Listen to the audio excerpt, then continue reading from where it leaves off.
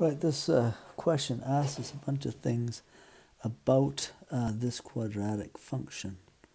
That one right there. So it's f of x is equal to 2x squared plus 4x minus 30. Now, let me just fire up decimals quick.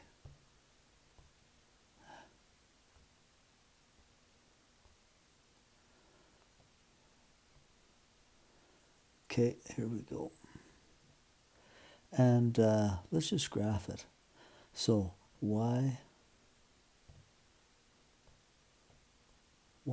equals 2x squared plus 4x minus 30. Okay, so it's graphed there. It's way down. Let's go down. So the vertex is right there. And you said vertex. Let me tap on it again. -1 and -32. Okay, so, and we'll figure this out mathematically too. I just wanted to confirm that. -1, -32. So the vertex was -1, -32. Let's confirm that doing some math stuff, formula, and then we'll talk about domain and range. So to figure out the vertex, I like using the formula. So to get the x-coordinate, it's minus b over 2a, or minus b is 4 over 2 times a is 2. So I have -4 over 4, which is -1. Good. To get the y-coordinate, then you just figure out what the value of the function is. And when you plug a -1 in everywhere there's an x. Plus 4 times -1 minus 30. So -1 squared is 1 times 2 is 2. 4 times -1 would be a -4 minus 30. -2, I'm calling -32. Yep. And that's what they have there.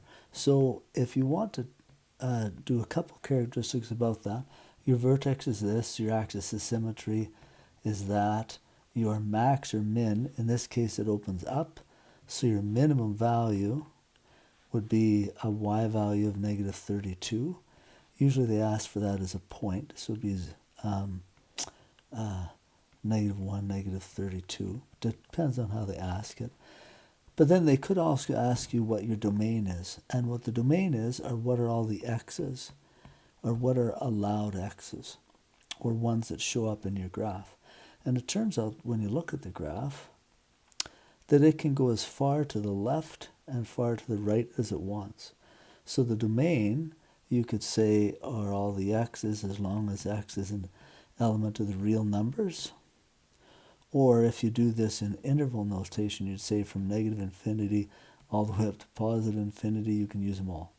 Range, in this case though, is restricted, because as you can see, the red line only goes down so far. And so the range is the y values, so up and down. So it can go as high as it wants, but it has a bottom or a limit on going down, and that's -32.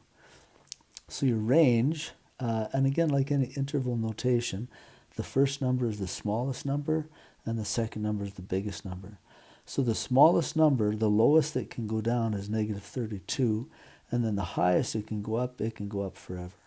So your range would be listed like that, -32 to infinity. Now, can it equal 32? It can, so maybe I should change that bracket thing.